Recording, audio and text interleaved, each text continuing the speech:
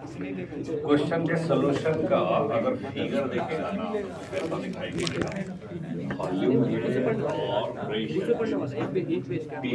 Adiabatic process ऐसा होता है। अरे ऑन करने के लिए बोले तुमको फाइल तो ऑन कर दिया। हम देखे नहीं ना। अरे तुम मत करेक्ट करो, बाद में हमको पूरा फुल स्पीड चाहिए। और वॉल्यूम है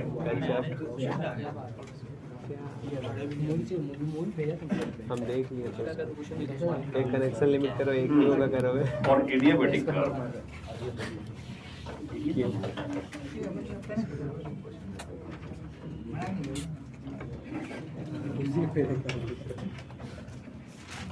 ऐसा दिक्कत है जो स्लोप होता है ना, स्लोप जिसको कि डीपी बाई डीपी बोलते हैं, हमको लगता है कि minus of gamma P by ऐसा होता है। कल लिखवा है यूट्यूब का क्या एल्गोरिथम है, स्लोप का वैल्यू कोई कोई वीडियो को ऑटोमेटिक 44 व्यू कर देता है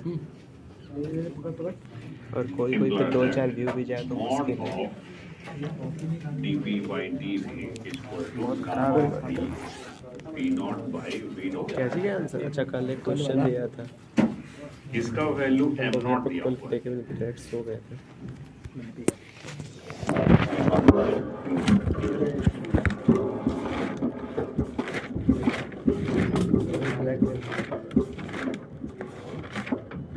क्वेश्चन में लिखा हुआ उसका लैंग्वेज में देखना कि किसी एडियाबैटिक कर्व का स्लोप का मैग्नीट्यूड जिस जगह पर वॉल्यूम V नॉट है और प्रेशर P नॉट है, उस जगह स्लोप का मैग्नीट्यूड m नॉट के बराबर है।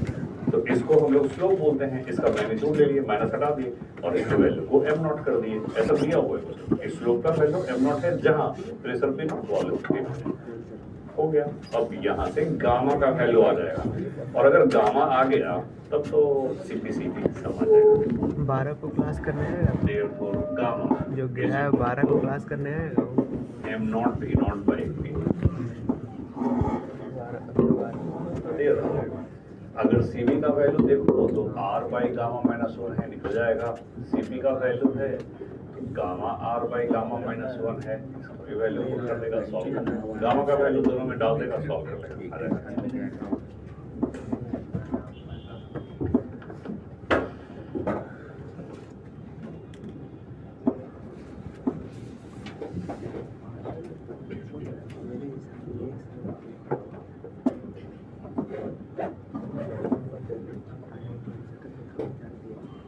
बता देते हैं। अब देखो कार्नोट इंजन के बारे में एक लाइन लिख लेते हैं हम लोग। हालांकि इसका क्वेश्चन भी डायरेक्ट करवा दे सकते थे, लेकिन थ्योरी में ही लिख रहे हैं कार्नोट इंजन।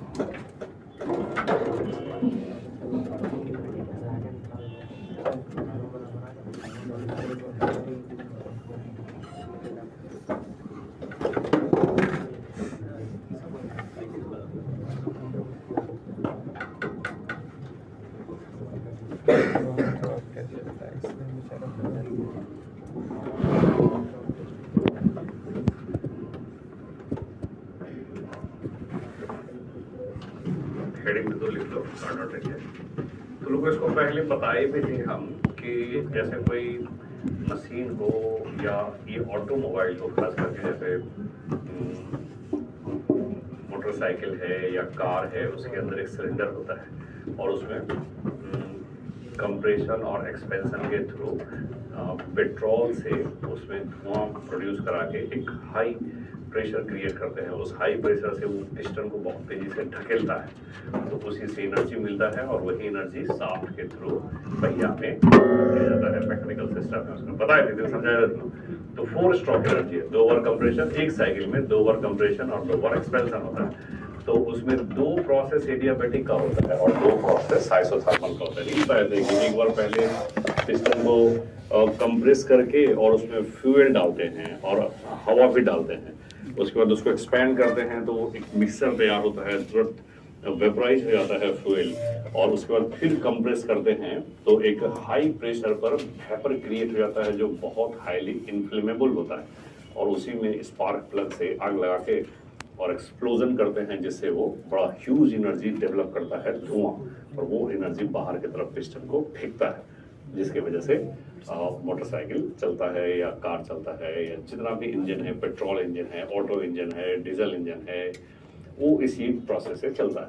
तो कार्नोट साइकिल भी उसी तरीके से है। तो यहाँ पर हम लोग जो गैस बना रहे हैं पेट्रोल का, हवा का, वो तो रियल गैस है ना, लेकिन रियल गैस की जगह पर अगर हम लोग आइडियल गैस डाल दें तो उस केस में एक कार्नोट इंजन कहलाता है, समझा। इसी फंक्शन को जो सिलेंडर का प्रोसेस हो रहा है, तो रियल गैस तो कभी रियल गैस ही होता है, आइडियल गैस तो कभी हो नहीं सकता है, इसलिए लोग बोलते हैं कि कार्नोट इंजन कभी पॉसिबल नहीं है, लेकिन फिर भी ये एक तरह से आइडियल इंजन है। तो उसमें 2 कंप्रेशन और 2 एक्सपेंशन है ना, तो उसका एक ऐसा ग्राफ बनता है जो हम तुमको बताए थे, उस दिन हम बताए होंगे कि इस तरह का एक पिस्टन होता है और पिस्टन में एक तरफ से पेट्रोल आने का रास्ता बना होता है और एक तरफ से बल्ब लगा होता है, एक तरफ से एयर जाता है, एक तरफ से पेट्रोल आता है और यहाँ पर एक स्पार्क प्लग लगा होता है। तो यही तो इसका ग्राफ देखेगा ना, पीवी डायग्राम, तो 2 एडियाबैटिक होता है और 2 आइसोथर्मल प्रोसेस होता है। तो ये एडियाबैटिक है, ये आइसोथर्मल है, ये एडियाबैटिक है और ये आइसोथर्मल। इसी का इफिशियंसी निकालना होता है। तो इसका इफिशियंसी 1 माइनस होता तो है Q2/Q1, लेकिन आइडियल गैस में 1 माइनस T2/T1 हम लोग निकालते हैं। इसी को प्रूव करना है। ये हम एक साइक्लिक प्रोसेस लेंगे, उसका इफिशियंसी निकाल के और इसके बराबर लाएंगे, प्रूव करेंगे। तो प्रूव करने के रास्ता में जो कुछ स्टेप्स है, उस स्टेप से 2 क्वेश्चन तुम्हारे दिन वर्कबुक में दिया हुआ है। ये क्वेश्चन भी है और एक स्टेप्स वाला भी है। और प्लस क्या कि आगे जो हम लोग हीट इंजन पढ़ने वाले हैं और रेफ्रिजरेटर पढ़ने वाले हैं, वो इसी पे काम करता है, इसी के जैसा उसका भी फॉर्मूला है। इसीलिए समझ लो कि ये एक तरीके से थ्योरी हो गया कार्नोट इंजन, जिसके अंतर्गत 2 टॉपिक है, एक हीट इंजन है और एक रेफ्रिजरेटर। तो लिख लिया जाए, लिख लो। It is a 4-stroke engine. It is a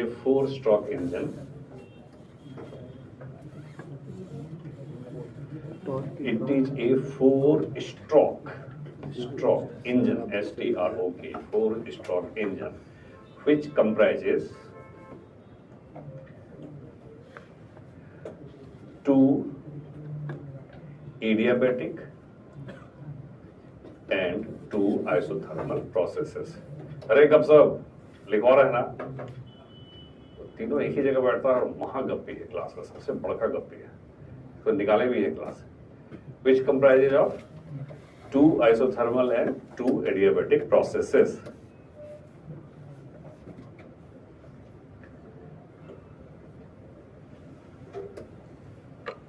ठीक है, लिखेंगे कि these processes are performed on ideal gas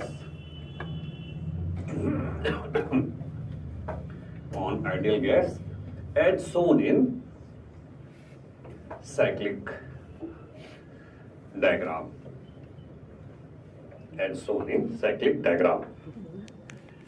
उसके बाद बच्चा इधर भी साइड में एक तरफ तुम इसका डायग्राम बनाओ और अब हम लोग इसको एक क्वेश्चन के जैसा लेंगे। हम बोल रहे थे कि क्वेश्चन के जैसे भी पढ़ा सकते हैं इसको, एक यहाँ से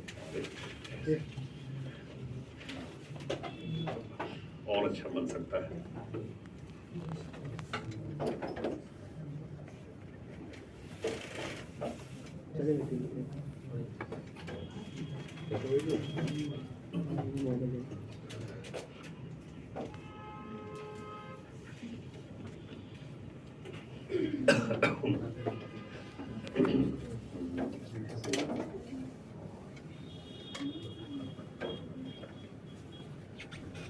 ऐसा फिगर बनाना।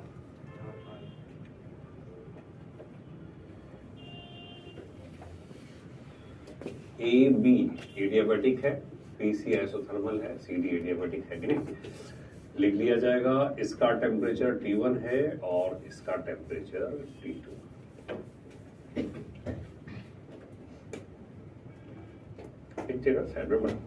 अब इसका एफिशिएंसी निकालेंगे तो तुमको याद होगा कि एफिशिएंसी निकालने के लिए वर्क डन निकालना पड़ता है और हीट सप्लाई निकालना पड़ता है। तो हम लोग सारे प्रोसेस में वर्क डन, हीट सप्लाई जैसे क्वेश्चन बनाते थे वैसे ही क्वेश्चन बनाएंगे और एफिशिएंसी निकालने की कोशिश करेंगे, समझा। अब फिगर बना के लिखो, for process AB for process A B. ठीक है, यहाँ पे देखो बच्चा जहाँ फिगर बनाया है बगल में लिख सकता है A B and B C, अलग अलग भी लिखो। ए बी क्या है? Adiabatic compression, compression. B C isothermal expansion,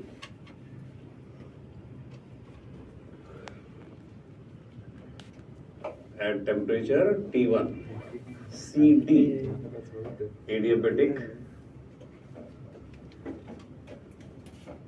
expansion, DA isothermal compression।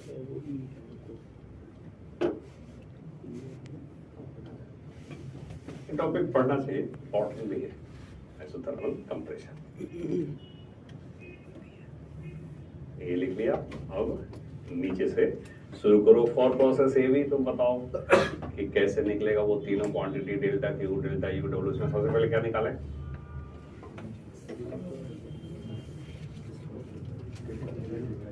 Delta.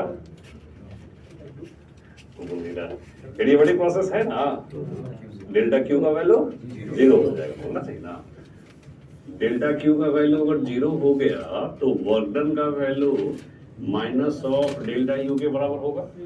तो चलिए इसको माइनस ऑफ एन सी भी, final temperature minus initial temperature, जो बी पॉइंट का टेम्परेचर कितना है? T1 minus T2। ठीक है, ये हो गया पहला process. For process B C आसान है।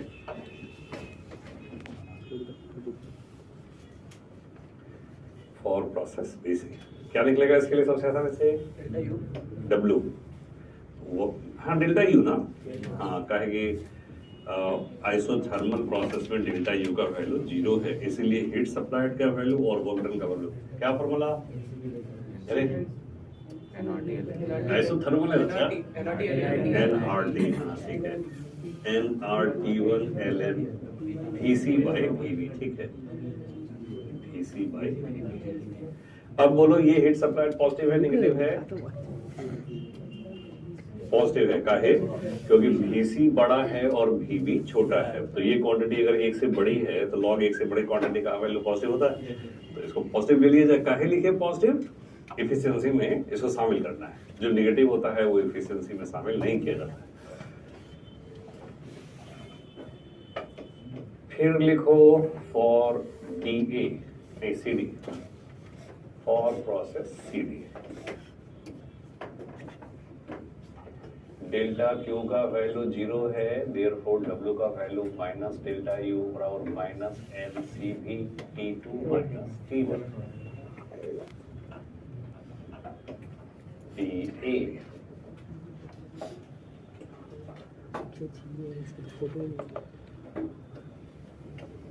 मेरे साथ होगा अलग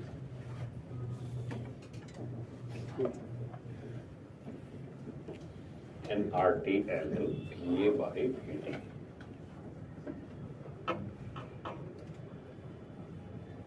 देयरफॉर अगर इसका इफिशियंसी निकाला जाए तो वर्क डन में सारा वर्क लेना है, चाहे वो पॉजिटिव हो या नेगेटिव हो, लेकिन हीट सप्लाइड में सिर्फ पॉजिटिव वाला लेना है। मालूम है ये हीट नेगेटिव है, कहे कि E का वॉल्यूम छोटा है, D का वॉल्यूम बड़ा है, तो कंप्रेशन के केस में वर्क डन नेगेटिव होता है, इसलिए हीट सप्लाइड भी नेगेटिव। ठीक लिखा हुआ है।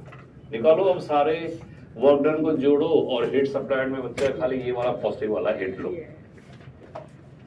तो देखो फर्स्ट केस में वर्क डन है minus N C V T1 minus T2। Second case में वर्क डन है T1 ln Vc by second case में वर्क डन है minus N C V T2 minus T1 जो NRT ln ये by Vd whole divided by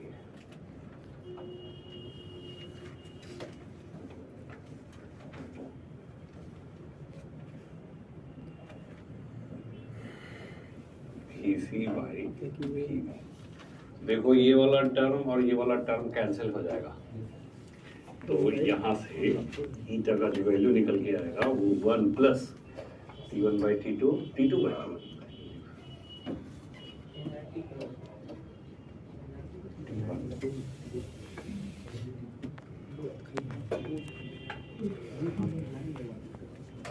ln VA by VB divided by ln VC by VB। चलो इसको question number 1 मान।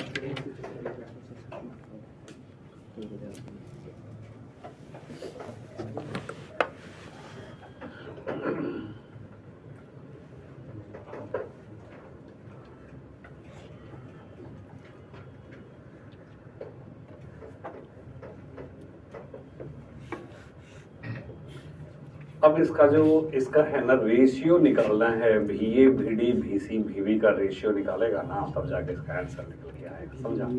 यही part हम लोग को बोले थे 2 क्वेश्चन है, एक क्वेश्चन में तो पूरा इसका आंसर ही पूछा है तुम्हारे वर्क में, लेवल 1 में ही है, और एक क्वेश्चन में अभी से जो जरूरत पड़ेगा ना वो एक क्वेश्चन में है डाल। अब बताओ कि कैसे निकलेगा VA VD का रेशियो, VA VD का रेशियो और VB VC का वॉल्यूम का रेशियो निकालना है।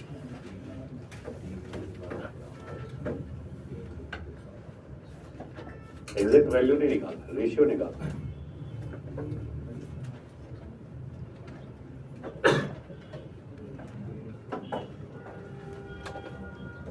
अपने से तुमको समझ में नहीं आएगा, एक बार सुन लेगा तो समझ में आ जाएगा।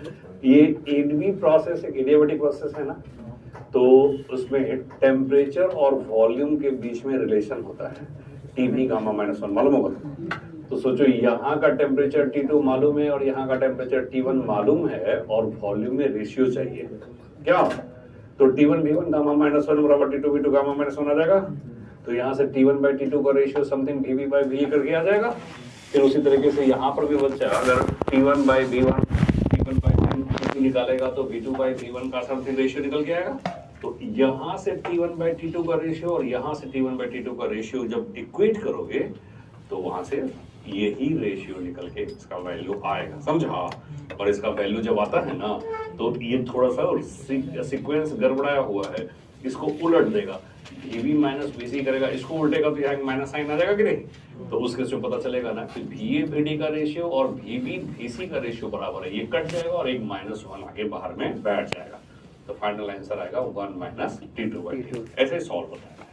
अब बना सकता है तुम इसके आगे, तो चलो लिखो, नहीं यहाँ आगे लिखोगे for process AD TV gamma -1 बराबर कांस्टेंट लगाओ T1 V1 TA VA gamma -1 बराबर TV VB गामा -1, फिर for process CD TC VC gamma -1 बराबर TD VD गामा -1 लगाओ, देखो आ जाएगा।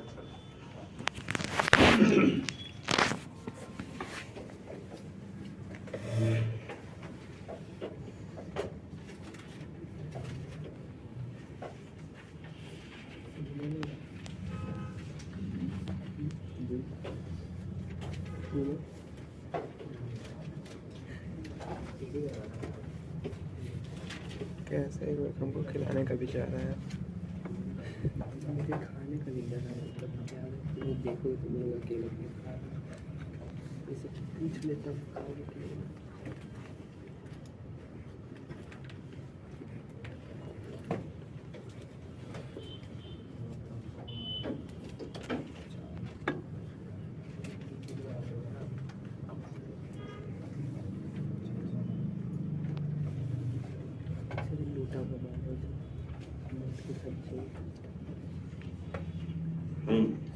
देखो हम भी लिखते हैं for process AB T1 V1 gamma, या ऐसा कर ले TA VA गामा -1 बराबर TB VB gamma -1 gives TA का वैल्यू बच्चा T2 है, T2 VA गामा -1 बराबर T1 VB gamma -1, therefore T2 by T1 बराबर VB by VA to the power gamma -1। इसको इक्वेशन नंबर 2 कर लेते हैं। Also for CD T2 by T1.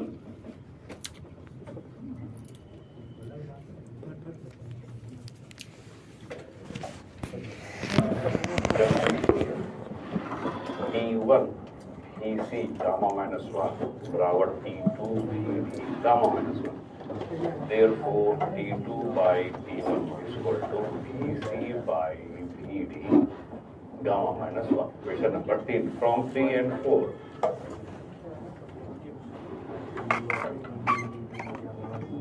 VB by VA is equal to VC by VD.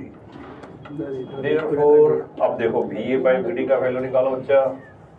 VA by VD is equal to VB by VC. From 1 and 4. 1 and 4. अब देखो ध्यान से. Eta is equal to 1 minus T2 by T1 ln VA by पहले इसके अंदर मैं एक हाथ में चिपकाने वाला था ln VB by VC. अब ये कट स्टिकर है ना, हाथ में चिपकाने का बहुत है। Eta is equal to 1 minus T2 by एक बार सीख लेना चाहिए. इसका एफिशिएंसी डिराइव कर लिया, अच्छा किया.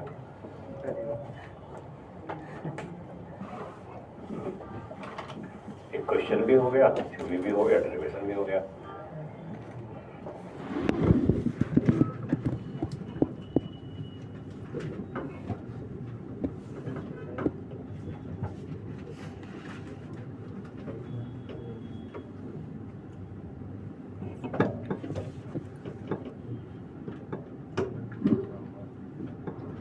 का क्वेश्चन तुम्हारे वर्कबुक पे है, समझा. क्वेश्चन नंबर 36 है.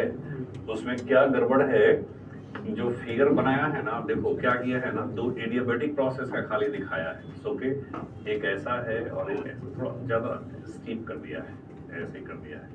और होना ऐसे चाहिए दूसरे वाले को, लेकिन वो स्ट्रेट लाइन के जैसा दिखा दिया है. तो एक ठो ग्राफ ऐसा दिखता है, ये वाला ग्राफ और ये वाला ग्राफ, इसी दोनों को दिखाया है. तो ये ग्राफ ऐसा है, ये वाला ग्राफ ऐसा होना चाहिए, लेकिन गलती से उसमें स्ट्रेट लाइन दिखा दिया है. तो तुम क्या करना ना, उसको थोड़ा ऐसे कर लेना, इधर से जाएगा और इधर से आएगा. तो अब इसका इक्वेशन ऐसा क्वेश्चन बना लेगा ना, सॉल्व करके देख लेना.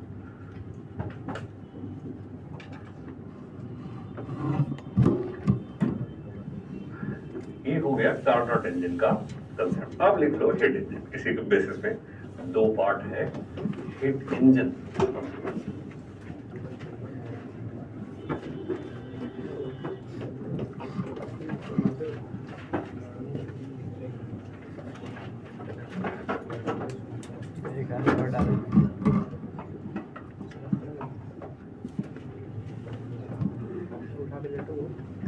इसके अंदर चला गया.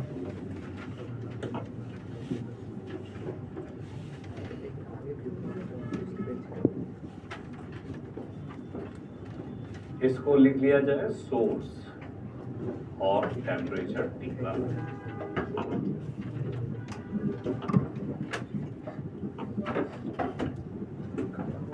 वर्किंग चैम्बर,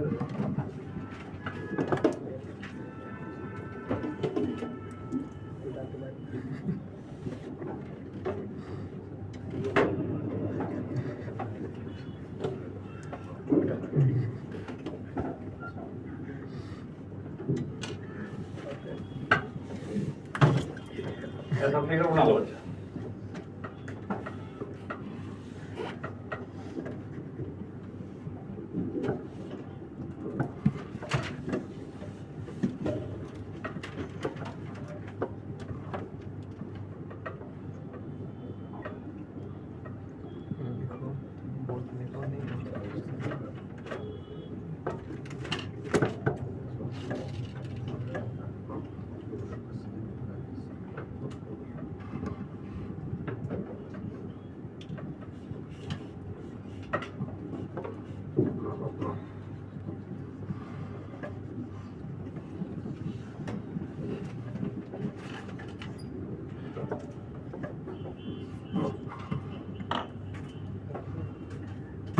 थोड़ा ही सा टॉपिक बचा हुआ है, ज़्यादा इसमें कुछ है नहीं.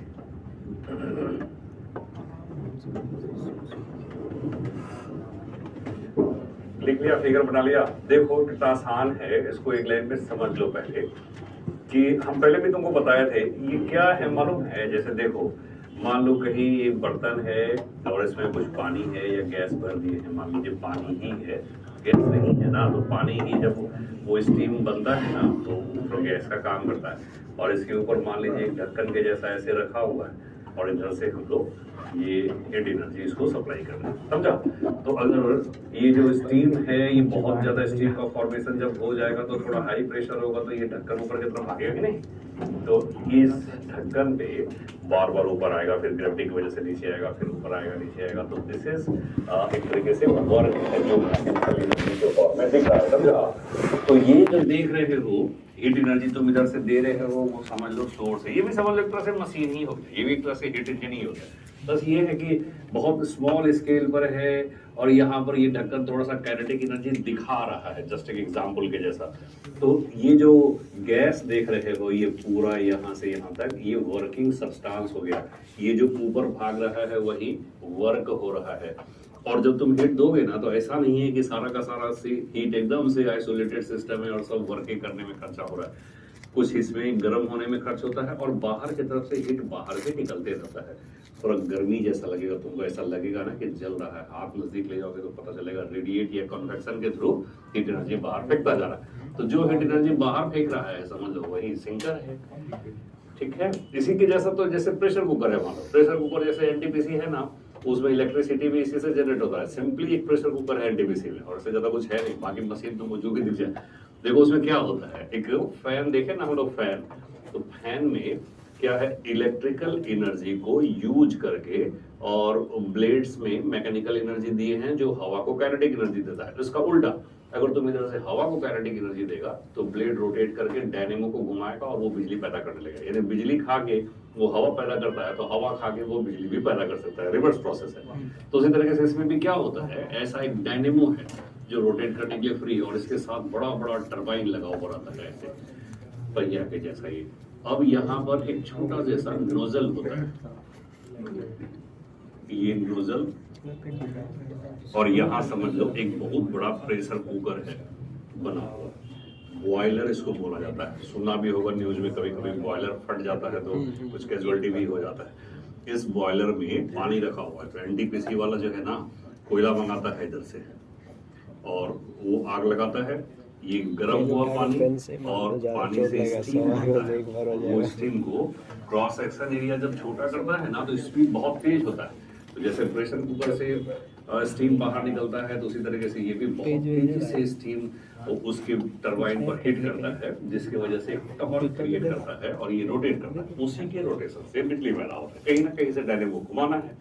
लेकिन अगर वो हाइड्रोलिक पावर प्लांट है तो ऊपर से टरबाइन पे पाइप के थ्रू पानी गिराते हैं। ऊपर रिजर्वायर होता है, एक नेचुरल टैंक होता है, बहुत बड़ा पहाड़ से घिरा हुआ एक टैंक है और उसी टैंक में बांध के और पानी से गिराते हैं तो टरबाइन नचा। तो एनएचपीसी वाला अलग काम करता है, एनटीपीसी वाला ऐसा ही काम करता है। ये भी क्या हो, ये भी यही चीज है, इसमें और इसमें ज्यादा अंतर नहीं है, एक ही सस्ता। उसी तरीके से ऑटोमोबाइल सेक्टर है, मतलब कहने का कि आपके पास कुछ चीज है आग लगाने के लिए, हिट इंजन इसलिए नाम है। हीट पैदा करोगे तो पानी गर्म होके स्टीम पैदा करता है, या हीट अगर तुम गैस को दोगे ना तो थोड़ा ज्यादा वो समझ लो उसके हाई प्रेशर में आता है। तो हाई प्रेशर का मतलब है फोर्स, उसी फोर्स से वर्क करवाना है, मैकेनिकल वर्क, गाड़ी चलाना है, कार चलाना है, जो करिए उससे। तो इसी का नाम, जो जैसे स्टीम इंजन है पहले, अब तो नहीं चलता है, स्टीम इंजन भी इसी प्रोसेस से चलता था। वे बहुत हाई प्रेशर पर स्टीम को पहिया के ऊपर मारता था तो वो टॉर्क क्रिएट करता था और उसी से पहिया चलता था स्टीम इंजन। अब बंद हो गया, तो यही हो गया। तो अब देखो कितना सिंपल है ये, हम इसका एफिशिएंसी निकालना चाहते हैं, समझा। तो किसी भी इंजन का एफिशिएंसी आउटपुट बाय इनपुट होता है बच्चा। तो आउटपुट तो यही है जो वर्क करके दे रहा है हमको, और इनपुट इसको कहोगे जो वो सोर्स से, जो हाई टेम्परेचर पर सोर्स है, जो चूल्हा है जो इस मशीन को हीट एनर्जी दे रहा है, वो इनपुट कहा जाएगा। और ये चूल्हा काम करने के दौरान जो बाहर सराउंडिंग को हीट एनर्जी फेंक दे रहा है वो इनपुट नहीं है, वो एक तरह से वेस्टेज है। इनपुट में जो ले रहा है वही इनपुट माना जाएगा। तो तुम देखो कितना सिंपल सा इक्वेशन निकल के आता है। ईटा का फॉर्मूला आउटपुट बाय इनपुट हम लिखवाएंगे भी, आउटपुट का डब्ल्यू है और इनपुट का Q1 है। ये हो गया इसका आंसर, लेकिन थोड़ा सा अच्छे से इसको दिखाया जाता है। अब यहाँ पर तो थोड़ा एनर्जी का जनरेशन लगाएगा ना बच्चा, तो इधर से जो Q1 एनर्जी आ रहा है वही एनर्जी के दम पे कुछ वर्क भी करता है और कुछ सराउंडिंग को बाहर फेंकता है। तो जंक्शन लॉ लगाएगा यहाँ पर, तो Q1 बराबर Q2 प्लस W होता है। तो यहाँ से W का वैल्यू निकालेगा तो Q1 माइनस Q2, इसका वैल्यू पुट करो यहाँ से। Q1 minus Q2 by Q1 बराबर 1 माइनस Q2 बाई Q1। यही इसकी इफिशियंसी का एक्चुअल फॉर्मूला है। अब यहीं से आइडियलाइज कर लिया जाता है कि आइडियल गैस हो ना अगर, तो तुम लोग पढ़ा है ना कि डेल्टा Q का वैल्यू NC डेल्टा T होता है। चाहे स्पेशल केस के लिए थोड़ा देर के लिए मान लो कि Q का वैल्यू NCT होता है, तो जिस प्रोसेस में हीट सप्लाइड करना है उसी प्रोसेस का मोलर स्पेसिफिक हीट कैपेसिटी लो। तो कम से कम ये जो रिलेशन निकल के आता है ना, ये वाला रिलेशन चाहे ये वाला रिलेशन, उसमें कहीं ना कहीं आइडियल गैस इक्वेशन यूज होता है, उसके बिना रिलेशन बन भी नहीं करेगा ये वाला। तो आइडियल गैस के लिए हम लोग कह सकते हैं कि Q directly proportional to temperature होता है, समझा। तो यहीं से फॉर्मूला थोड़ा और आगे बढ़ता है। 1 माइनस Q2 जो है, जो इधर हीट एनर्जी दे रहा है, वो सिंकर का टेम्परेचर T2 के डायरेक्टली प्रोपोर्शनल होता है, और जो Q1 है सोर्स का टेम्परेचर जितना ज्यादा होगा वो उतना हाई रेट से एनर्जी इसको सप्लाई करेगा। तो Q1 प्रोपोर्शनल टू T1 और Q2 प्रोपोर्शनल टू T2, तो सीधा सीधा यहाँ से T2 बाई T1 करेगा। तो जो वहां आया है वही इसका इस पे डायरेक्ट लगा देना है, समझ गया। तो यही है हीट इंजन का अक्सर, ठीक है। तो एक लाइन में हम लिखवाना चाहते हैं, ज्यादा तो कुछ नहीं है, कि इसमें एक वर्किंग सब्सटेंस होता है या एक तरह से आइडियल गैस होता है या वर्किंग चैम्बर होता है, जो हाई टेम्परेचर पर वाले सोर्स से हीट एनर्जी लेता है और उसका एक पार्ट वर्क में यूज करता है और दूसरा पार्ट वो सिंकर को सप्लाई कर देता है, ठीक है। तो इसका एफिशिएंसी इस तरीके से डिफाइन है, ठीक है। फॉर्मूला एक लाइन लिखना है, एक लाइन का फॉर्मूला बस सिंपल टॉपिक है। तो लिखेंगे it contains a working chamber, it contains a working chamber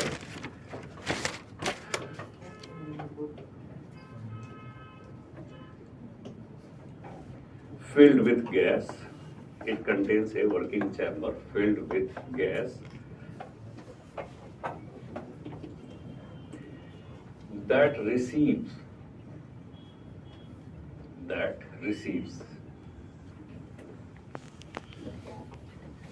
heat energy from source,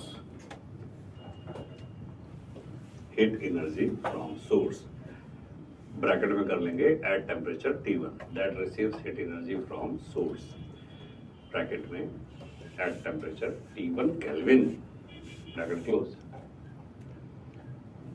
full stop. A part of received energy, a part of received energy is used by chamber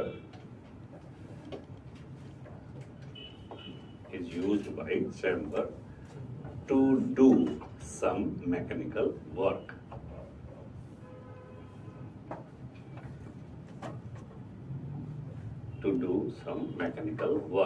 And rest is released to sinker,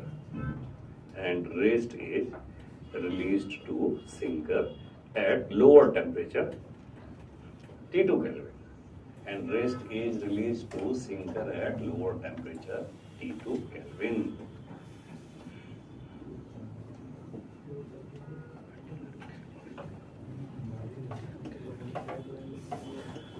ठीक है, फिर full stop के बाद its efficiency is defined है, ज्यादा लिखने से क्या होगा, एफिशिएंसी इज डिफाइंड एज, नीचे लिख लेगा ईटा बराबर आउटपुट बाय इनपुट बराबर work done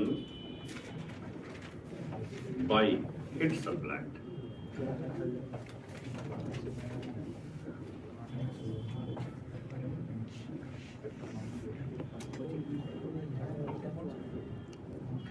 is equal to W by Q1.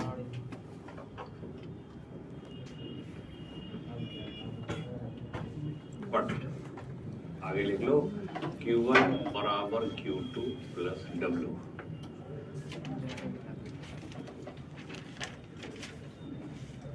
देख लेंगे हेयर Q1 बराबर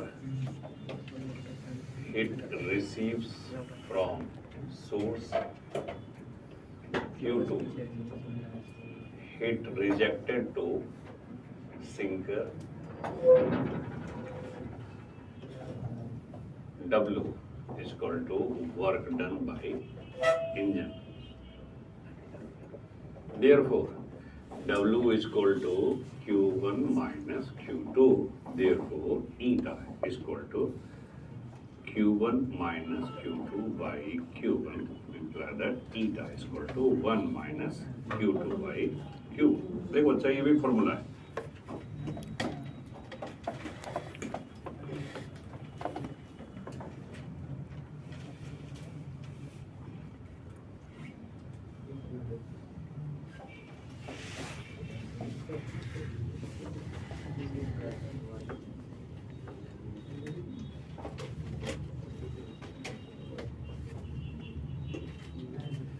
If ideal gas is used in chamber, if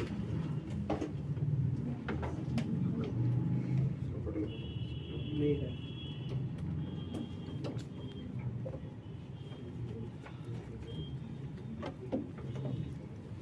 chamber, then Q directly proportional to temperature.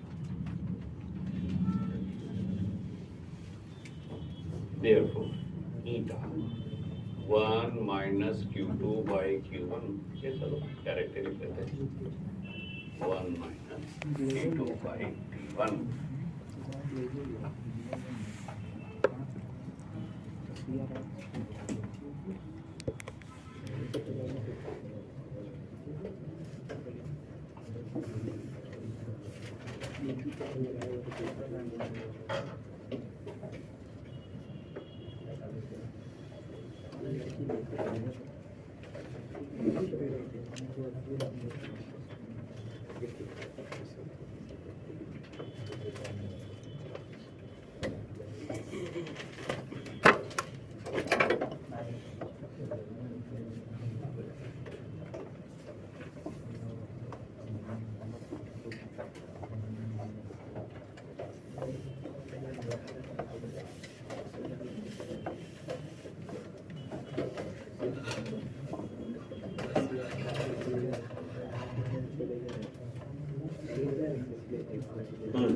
एक लिखो और अब इसके बाद हीट इंजन का ही दूसरा पार्ट है रेफ्रिजरेटर, समझा? तो रेफ्रिजरेटर समझने के लिए हम लोग को एक लाइन का थोड़ा सेकंड लॉ ऑफ थर्मोडायनेमिक्स लिख लेना चाहिए। वैसे तो जरूरत नहीं है, डायरेक्ट रेफ्रिजरेटर भी समझ सकते हो, लेकिन चलो कर लेंगे उसी नाम से सेकंड लॉ पे हो जाएगा। तो एक यहाँ पे थोड़ा जैसा हेडिंग दिया जाए और लिखा जाए सेकंड लॉ ऑफ थर्मोडायनेमिक्स।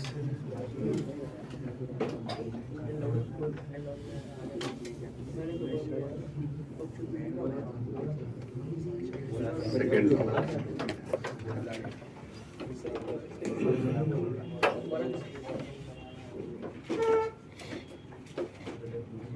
देखो, ये कोई अलग से लॉ नहीं है, बल्कि दो साइंटिस्ट का स्टेटमेंट है, समझा? पढ़ा है तुम लोग केमिस्ट्री में? Yes sir. सेकंड लॉ पढ़ा है। क्या है दो स्टेटमेंट? एक केल्विन का है और एक क्लॉसियस का स्टेटमेंट।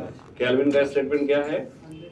किसी भी मशीन का एफिशिएंसी 100% नहीं होता है। तो और क्लॉसियस का है कि कभी भी हीट एनर्जी लोअर टेम्परेचर से हायर टेम्परेचर की तरफ अपने मन से मूव नहीं कर सकता है। अगर आपको मूव करवाना है तो उसके लिए आपको वर्क करना पड़ेगा। सही है। तो क्या बोलो, खाली डॉट डॉट देके छोड़ दे? पढ़ो भाई, छोड़ दे। चलो कोई बात नहीं, ऐसे नहीं खाली, हाँ ऐसा नहीं छोड़ दो, बस समझ लो कि लिखा दिए। अब एक लाइन रेफ्रिजरेटर लिखा, रेफ्रिजरेटर, फिर दोबारा लिखे क्या आएगा? रेफ्रिजरेटर का भी फिगर बच्चा ऐसा ही बनता है। अरे इंटरनेट तो पे हमको 5G चाहिए। नहीं तो 5G जब है तभी तो 4। हाँ अरे 5G था ना पहले। हाँ तो जब 5G आएगा तो 5G देना हमको। हम बोले तुमको बहुत जरूरी काम है। तुम ऊपर रखो ना, अंदर तो डाल रहा वहाँ पे साइड में रखेगा तो नहीं जुतिया आपा कर रहा है। तभी तो लॉगिन फेल हो गया मेरा इधर। यहाँ लिखोगे और खत्म कैसे हो गया बे? खत्म कैसे हो गया? पूरा खत्म हो गया। वो जाता ना तुम देख लेना। नीचे रख दिया तो चूते इसको नीचे कैसे रखेगा? नीचे क्यों? ऊपर ही रखो। 5G पकड़ लिया। अरे फ्लाइट में डालो, पकड़वा जल्दी, इसको कोई जरूरी है। हम लोग को इधर से वर्क करना पड़ेगा, उसके लिए ये ये रेफ्रिजरेटर भी बड़ा था क्या वैसे में? उसमें नहीं, उसमें है भी नहीं रेफ्रिजरेटर। ये हीट इंजन बड़ा था? नहीं भी नहीं, सिर्फ नाम लिखा दिए सिर्फ। हाँ यहाँ से उनका इंट्रोपी की तरफ स्टार्ट किया। हम लोग को इंट्रोपी नहीं पड़ता, मैकेनिक्स से काम है हम लोग।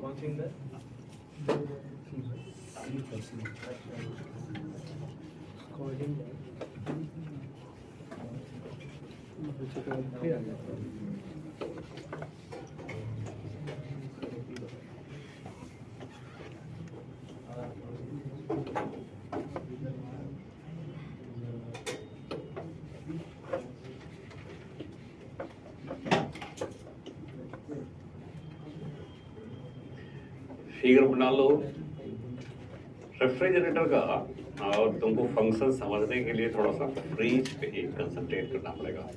फ्रीज करता क्या है? पहली बात तो ये जानता होगा कि बिजली से चलता है, तो उसमें बिजली क्या काम करता है? लॉसियस के स्टेटमेंट्स 5 गीगाहर्ट्ज वाला ऑन करना, 5 गीगाहर्ट्ज वाला उसमें बिजली लगाना पड़ा। लॉसियस कहता है कि हायर टेम्परेचर से लोअर टेम्परेचर की तरफ तो हीट अपने से फ्लो करता है, लेकिन लोअर से हायर की तरफ हीट को फ्लो करवाना पड़ता है, मशीन लगा करवाना पड़ता है, समझा?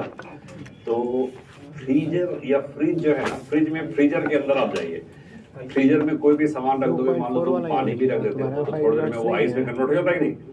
पानी से कोई चीज आइस में कन्वर्ट कैसे होगा? जब उसमें से कुछ हीट एनर्जी बाहर निकाला जाए। तो सोचो फ्रीजर पहले से ठंडा है और बाहर में जहां फ्रिज रखा हुआ है जो सराउंडिंग है वो पहले ही से बहुत गर्म है, तो उसका जो कंप्रेसर है वो क्या करता है? फ्रीजर में रखे हुए सामान से हीट एनर्जी बाहर निकालता है, जो खुद पहले से ठंडा है उसी से हीट निकालता है, और बाहर जो सराउंडिंग है जो पहले से गर्म है उसी में हीट एनर्जी वो फेंक रहा है। यानी कि ठंडे जगह से हीट एनर्जी को निकाल के और गर्म जगह में फेंक रहा है। तो ये थोड़ा उल्टा काम हो गया कि नहीं? तो इस काम के लिए आपको इलेक्ट्रिसिटी का खर्च करना पड़ेगा, बिजली। जैसे ये एसी भी क्या कर रहा है, बाहर का टेम्परेचर बहुत ज़्यादा है, अंदर का टेम्परेचर कम है, लेकिन लगातार वो अंदर के सराउंडिंग से ही, अंदर से ही निकाल के हीट एनर्जी को बाहर फेंकता जा रहा है। क्योंकि मान लो हम लोग का बॉडी से भी तो हमेशा हीट प्रोड्यूस होता जा रहा है, तो उस हीट को वो मेंटेन कैसे कर पा रहा है? तो जिस रेट से सबसे मिलके हीट एनर्जी निकल रहा होगा, उस सबका जो काउंटिंग होगा, उसी रेट से ये बाहर फेंक रहा होगा हीट, तभी जाके ठंडा अंदर में बना हुआ। ऐसा मतलब है कि इसके लिए भी कंप्रेसर चाहिए, एक ऐसा सिस्टम चाहिए जो बिजली कंज्यूम करके, और अगर बाहर से अंदर हीट आना होता तो बिजली लगाने का जरूरत नहीं था, लेकिन अंदर से बाहर निकाल के हीट फेंकना है, ठंडे जगह से बाहर फेंकना है, तो बिजली खर्च करना पड़ेगा, वर्क करना पड़ेगा। तो ये कोल्ड रिजर्वायर है, बस समझ लो यही फ्रीजर है। ये हॉट रिजर्वायर है, ये समझ लीजिए रूम है जहाँ पे गर्म है, 45 डिग्री 40 डिग्री सेंटीग्रेड का टेम्परेचर है, और यही उसका वर्किंग चैम्बर, मतलब कंप्रेसर जिसको बोलते हैं, कंप्रेसर है, वही ये काम कर रहा है। तो कंप्रेसर बिजली लेगा, मतलब वो वर्क करेंगे, हम कंप्रेसर के ऊपर हम वर्क करेंगे, तो हमारे किए हुए वर्क के दम पे वो कोल्ड रिजर्वायर से कुछ हीट एनर्जी निकालेगा, और निकाल के बाकी उसको हॉट रिजर्वायर को सप्लाई कर देगा। ये ना काम है। यानी हमसे जो वर्क करवाया उसके दम पे वो कोल्ड रिजर्वायर से हीट निकालने के लायक बना, और उसमें से certain amount of heat energy निकाल के, जितना हीट निकाला और जितना हम वर्क किए वो सब मिल करके और बाहर की ओवन को सप्लाई कर दिया। अब हम इसका इफिशियंसी निकालना चाहते हैं, तो इफिशियंसी में तुम यहाँ सोच के बोलो कि आउटपुट क्या है, बना किस लिए है फ्रीजर, ठंडा करने के लिए, मतलब हीट एनर्जी को थोड़ा मैथमेटिकली बोलो, फिजिक्स के हिसाब से टर्म में बोलो कि ठंडे जगह से हीट एनर्जी बाहर निकालने के लिए, तो बोलो इसमें आउटपुट क्या हुआ, Q2, क्योंकि वो हीट एनर्जी निकाल रहा है, जिस काम के लिए बना है वही हमारा आउटपुट होगा, और इनपुट क्या हो गया W, यही हम लोग काम करके उस काम, यही एनर्जी हम उसको दे रहे हैं, तो ये है इनपुट, ये है आउटपुट। तो थोड़ा सा उल्टा टाइप का है ना, इसलिए इसका अपन नाम इफिशियंसी नहीं रखा गया है, बल्कि फ्रिज के लिए इसका नाम रखा गया है कोएफिशिएंट ऑफ परफॉर्मेंस, COP इसको बोला जाता है, इसको बीटा से रिप्रेजेंट किया जाता है। तो इफिशियंसी के लिए Q2/W लिखेगा कि नहीं, ऐसा यहाँ, ठीक है नहीं। अब देखो थोड़ा सा W का वैल्यू निकालना चाहते हैं बच्चा, तो उसी के जैसा इधर से Q2 आ रहा है और इधर से W आ रहा है, जंक्शन लगाओगे तो दोनों मिलकर के Q1 बनेगा कि नहीं। तो यहाँ से Q1 = Q2 + W, तो W का वैल्यू निकालेगा तो Q1 - Q2, तो जो कोएफिशिएंट ऑफ परफॉर्मेंस है वो Q2 / Q1 - Q2, ये इसका फॉर्मूला है। और अगर आइडियल गैस यूज किया जा रहा है इस चैम्बर के अंदर, तो इसका वैल्यू T2/T1 - T2। हालांकि आइडियल गैस होता नहीं है, तो मुझे मालूम होगा कि कुछ क्लोरो करके उसका गैस का नाम होता है, तो वो रियल गैस है। हाँ, लेकिन अगर आइडियल गैस होता तो ये इक्वेशन भी लग जाता, ठीक है। तो हम लोग लिख लेंगे इसमें,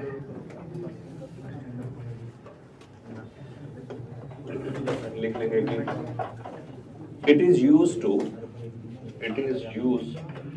to draw, DRAW, it is used to draw heat energy from cold reservoir, it is used to draw heat energy from cold reservoir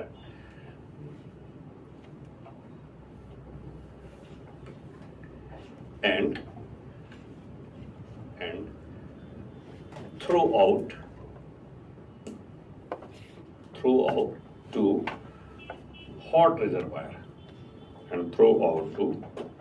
hot reservoir, full stop. For this purpose some work is required,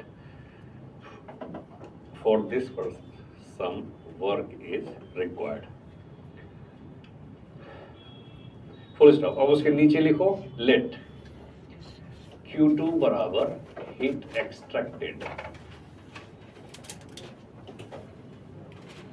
from cold reservoir, W = work done on chamber,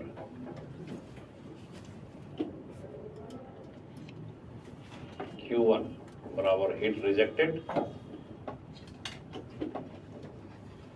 to hot reservoir, then coefficient of performance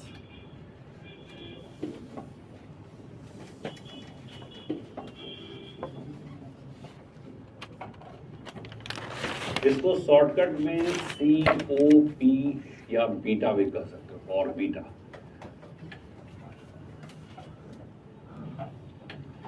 is defined as beta = heat extracted by work done = Q2/W, but Q2 + W = Q1, therefore W = Q1 - Q2।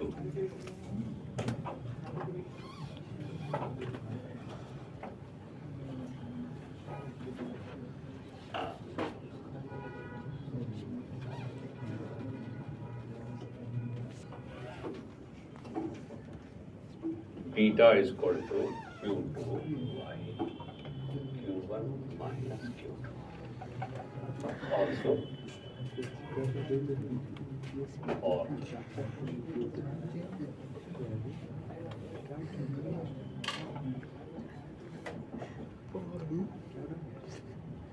तुम नहीं समझेगा, अरे काम है थोड़ा सा। अरे हमको काम है, तुम नहीं समझेगा।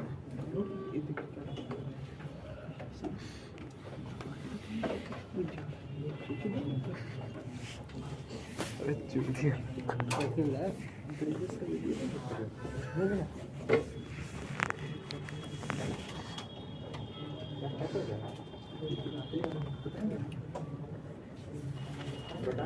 तुम्हारा फ्री है ना बे चूतिया। देख क्या कर रहा है चूतिया इंसान। ले खुश खुश ठीक दे रहा है। 2.5 MB 3 MB 2.5-3 MB। मेरा अपलोड हो गया था ऑलमोस्ट, लेकिन फिर से कैंसिल हो गया, इसलिए 6 GB होगा और 11 GB का था, तो 5 GB और बचा हुआ है।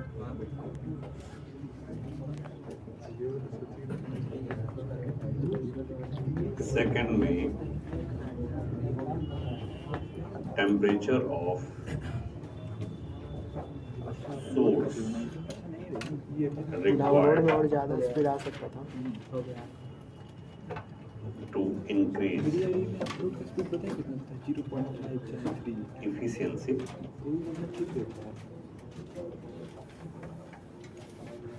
to 60% if उसका आईफोन का लिए तो बेचारा का गर्म हो गया, आईफोन ऑटोमेटिक ऑफ कर लिया।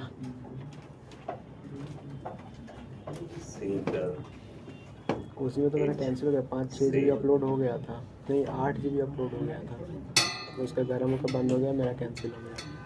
सिंगर के टेम्परेचर को सेम रखते हुए हम सोर्स के टेम्परेचर को बढ़ाना चाहते हैं ताकि एफिशिएंसी का वैल्यू बढ़ जाए। गांड मार लेगा।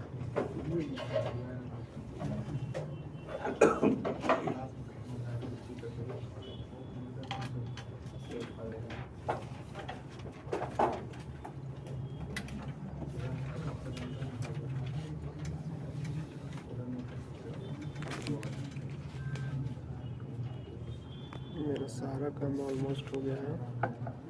अब एक BGMI का डाटा डिलीट करना पड़ेगा था, स्टोरेज नहीं मेरा फ़ोन में बचा था, तो उसको भी एक बार डाउनलोड कर लेते हैं। अभी तो अपलोड लेते रह गए, इधर रिव्यू होते रह गए। फर्स्ट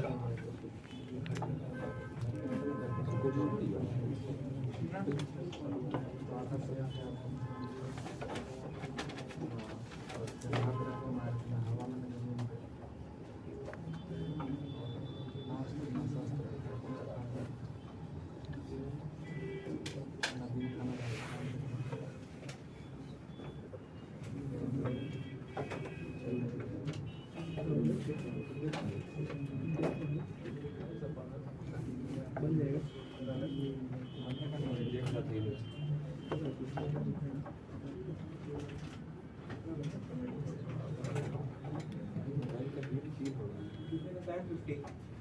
750 आ रहा है। अच्छा हम भी देख लेंगे।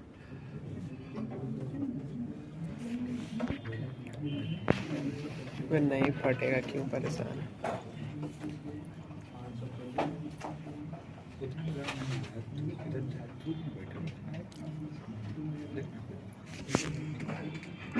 कवर खोल के बैग में डाल दो।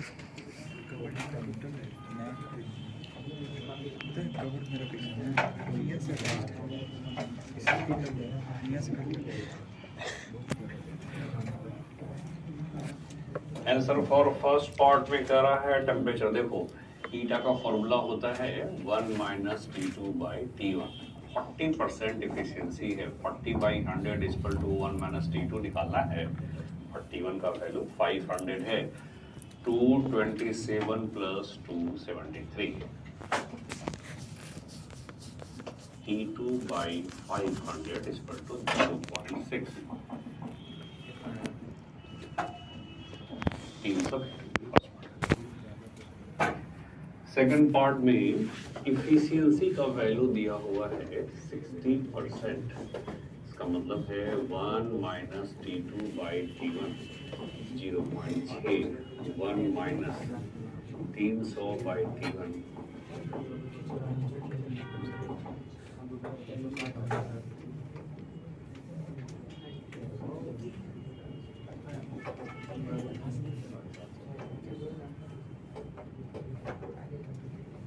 750 केल्विन निकला है ना, और ऑप्शन तुमको डिग्री सेंटीग्रेड में दिखेगा, तो उसका कुछ व्यवस्था कर देना पड़ेगा, देख लेना अपना डिग्री सेंटीग्रेड, क्योंकि दिया है डिग्री सेंटीग्रेड में, तो ऑप्शन में डिग्री सेंटीग्रेड 273 घटा लेना।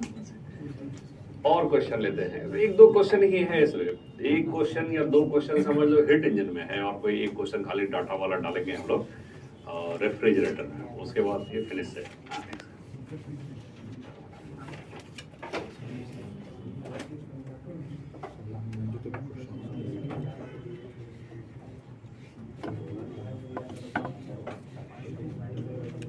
पूरा मिटा दिया, पूरा मत मिटाओ, पूरा मिटा दिया, क्वेश्चन लिखे ही नहीं थे।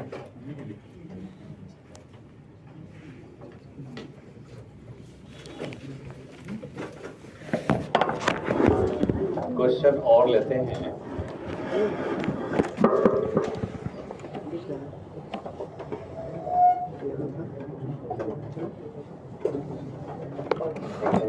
टेम्परेचर ऑफ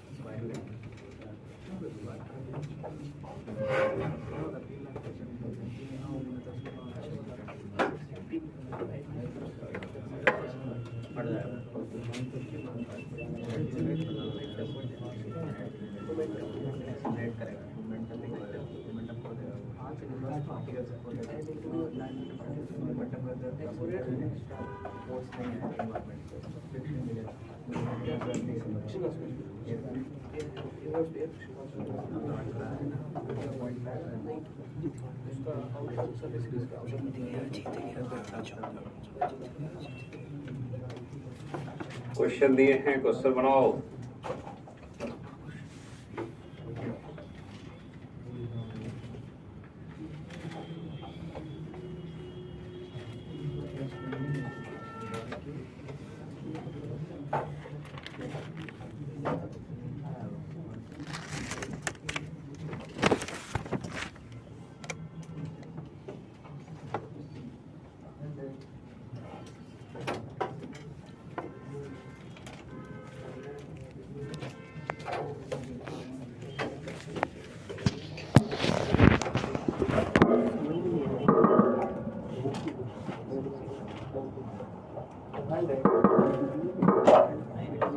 क्या 100 कैलोरी आ रहा है?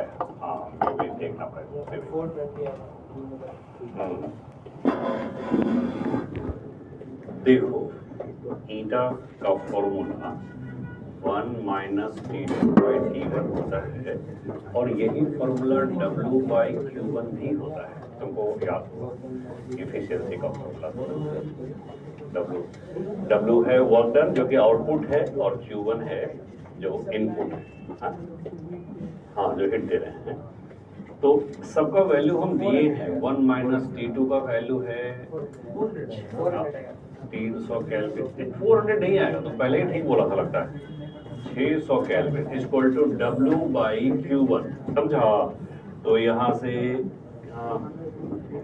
0.5 बराबर W का वैल्यू है 200/Q1। देयरफॉर Q1 बराबर कितना आया? 400 जूल कैलोरी। अब तुम ये बोलो पूछा क्या गया है क्वेश्चन में, थोड़ा सोचो तो। हिट रिजेक्टेड और Q2 पूछा गया है। हाँ 200 कैलोरी पहले ठीक बोला था। देयरफॉर Q2 बराबर जो वो लिया और जितना वर्क किया 400 माइनस 200 बराबर 200 calorie.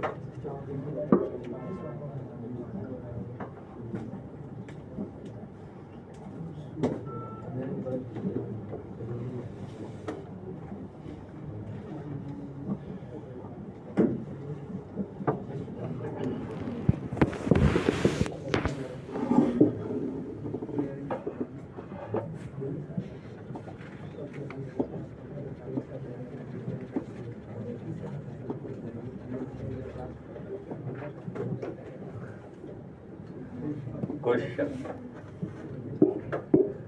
when work done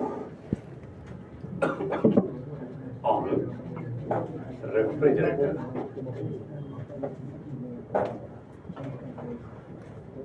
is 320 calorie,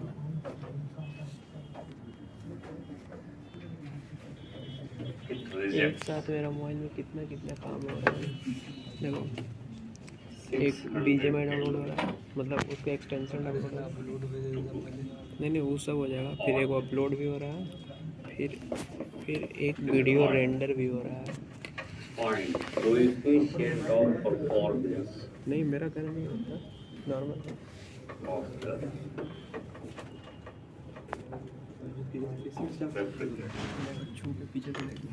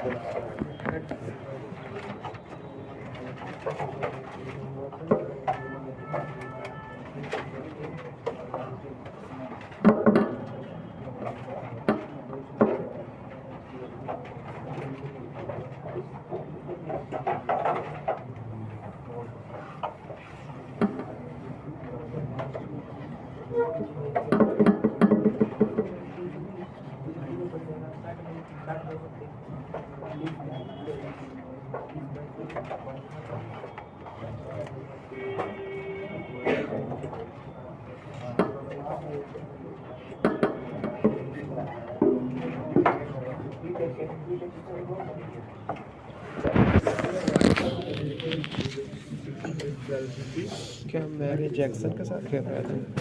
Mary Jackson के साथ खेल रहा था, माइकल जैक्सन के साथ।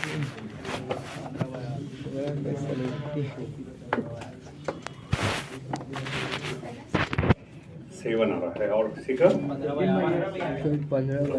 ज़्यादा ठीक लग रहा है सर। अगर देखो W का वैल्यू कितना है 320 कैलोरी और वो हिट रिजेक्टेड 600 कैलोरी है, तो Q1 का वैल्यू 600 कैलोरी है। देयरफॉर Q2 का वैल्यू निकालेगा तो Q1 माइनस W बराबर 280 कैलोरी। ठीक है। देयरफॉर कोएफिशिएंट ऑफ परफॉर्मेंस का क्या देखो कितना यूज हो गया जब से कोचिंग है ना। Q2 बाई W तुम्हारा अभी तक चल रहा है। अरे तुम मोड़ी तो बीच में से ऊपर उठाता है। 8.63 हाँ ठीक है बता मेरा देखो 280 बाई 300 17 GB होने वाला है। 20 कोएफिशिएंट ऑफ परफॉर्मेंस 7/8। दोनों मिक्स आ कोएफिशिएंट ऑफ परफॉर्मेंस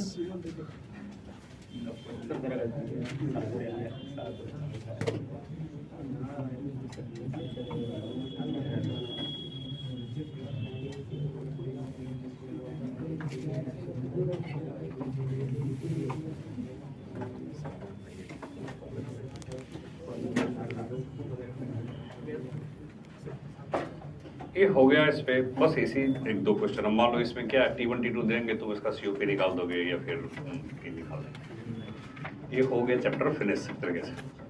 अब तो बोलो अभी तो है 45 मिनट्स इसमें 2 काम कर सकते हैं हम लोग, 3 काम कर सकते हैं। एक तो कि हम कुछ क्वेश्चन मान लो थर्मोडायनेमिक्स का अगर कुछ और अलग से क्वेश्चन करवा दें, या नहीं तो सेल्फ स्टडी करो। सर लास्ट दिन छुट्टी करवाई सेल्फ स्टडी करेगा, ठीक है। बनाओ, किसी को कुछ पूछना है तो फिर पूछ लेना। सर आप उधर जाके मैनेजमेंट वाला को बोलिए कंप्लीट हो गया, छुट्टी करवाइए। सिंपल, कंप्लीट हो गया भाई, कंप्लीट हो गया। जाके बोलिए उधर निकल के सीधा सीधा आप भी गए हम भी गए। सर गाँव जा रहे हैं, गांड मार लिया जाएगा। ट्रॉफी हम लोगों को नहीं, वैसे हमको जब रुकना चाहिए और तो यहाँ पे इंटरनेट का कनेक्शन मिल रहा है। पूछना है।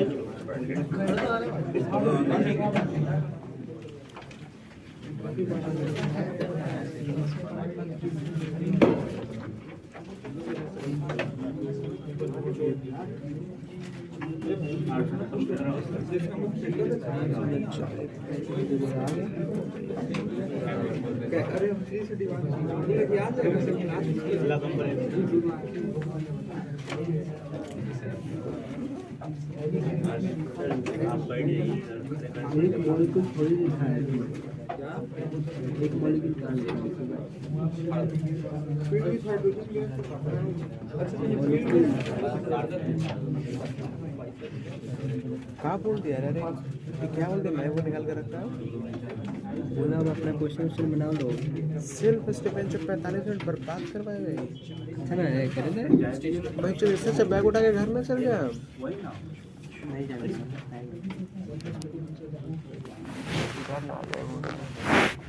अबे यार हमको भी बाहर आना है। आराम से निकलिए यहाँ से। पूछने जा रहे हैं, छोड़ दे। छुट्टी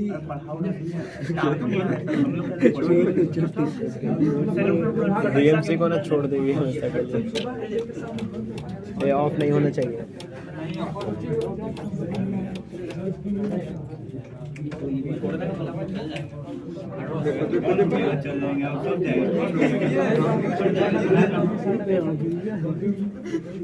क्या हो गया बे? दिखाओ तो, हमको नहीं दिखाई दिया। तुम्हारा शीशा चमक रहा है।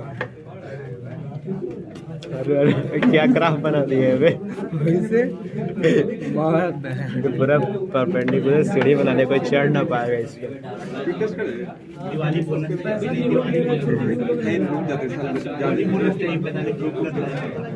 कैची करने वाला था, बंद नहीं करना। अरे थोड़ा ऊपर रख ना, BCJ 3 MB मिल रहा है, नीचे रखना। अरे रख तो पैकेट में रखो, नहीं तो उधर रखो। पैकेट में नीचे रखते तो 1.5-2 MB आ रहा है, ऊपर रखते तो 3-3.5 जा रहा है। समझो थोड़ा।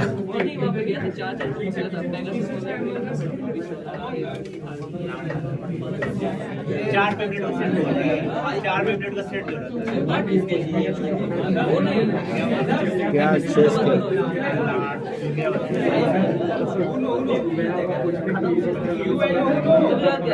क्या होता है? पानी है भाई।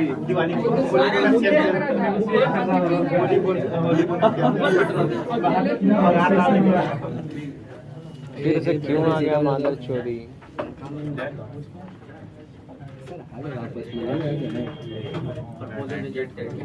मौसी का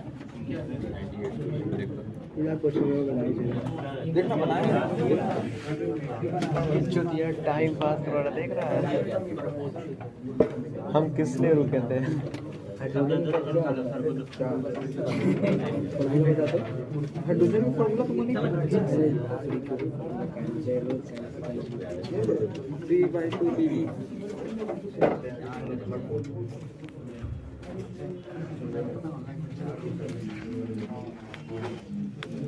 एक GB और हो गया, मेरा 8 GB हो गया। बस 3 GB और, बस 3 GB।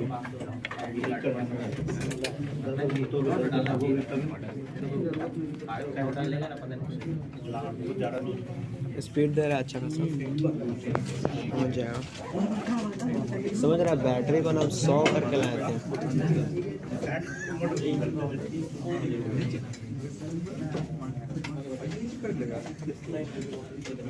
सौ से मेरा बैटरी 69 हो गया। बैटरी का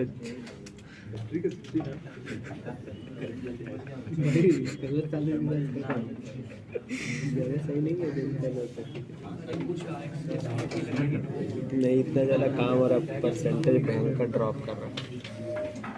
चेसवन वीडियो कॉल कर रहा है एक बैग इतने जल्दी मूड चेंज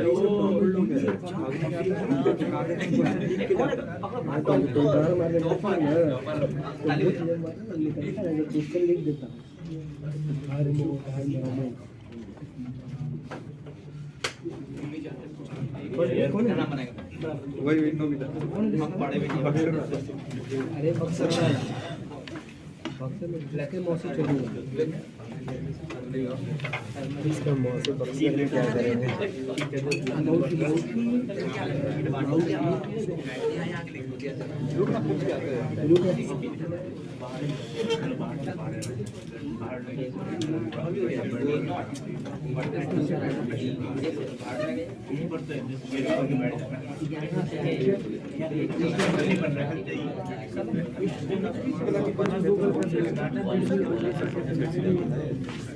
इन्वेंटर्स का छुट्टी हो गई।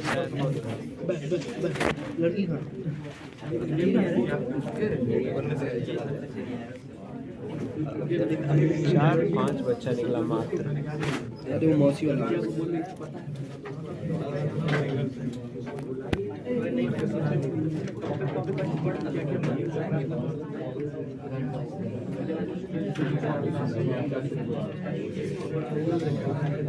भाई थोड़ी जगह देखो।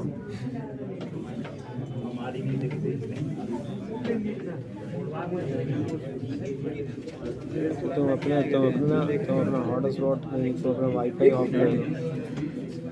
ठीक है कुछ कर तो रहा नहीं है।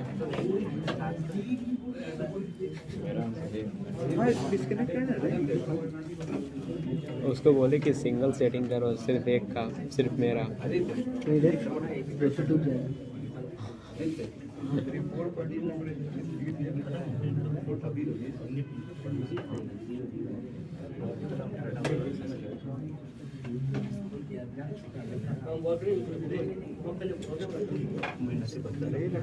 बैठ में जाना रुक रे तेरा बहुत सीखा है आ गया आंसर डी है क्या आंसर सही है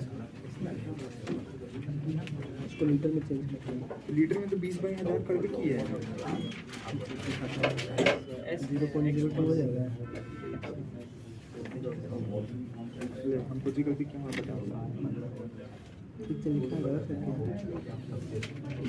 गलत होगा मल्टीप्लाई 150/2 कितना है तुम्हारा 150/2 ये आ जाएगा 5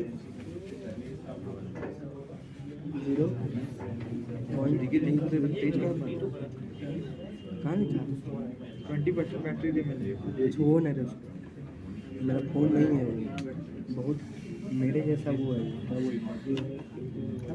टफ है इसको 50 पटक दूँ फिर भी नहीं मारता टेम्पर फाड़ कर फेंक दो पहले तो। इसीलिए तो कितनी बार लेते हैं आ गया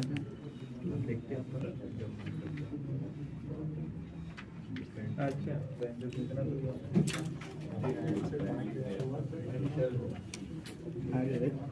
5 इंच 10 को पाव 5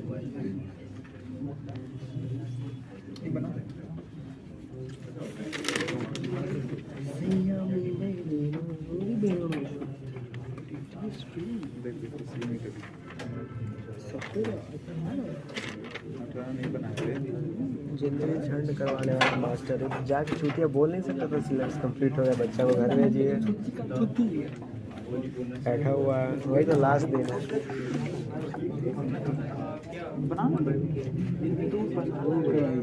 पूरा दीवार का प्रिंट खराब कर दिया था कलर ला के दीवार को लगाना चाहिए था प्रिंट पैसा कहीं ना कहीं तो यूटिलाइज होना चाहिए ना।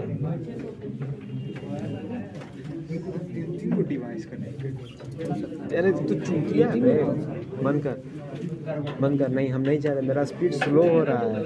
कम कर पोको तो मेरा उसका वो किया है। पोको मेरा क्यों चाहिए उसको? मेरा नेटवर्क फिर स्लो हो जाएगा अपलोड वाला। अभी तो खैर अच्छा आ रहा है।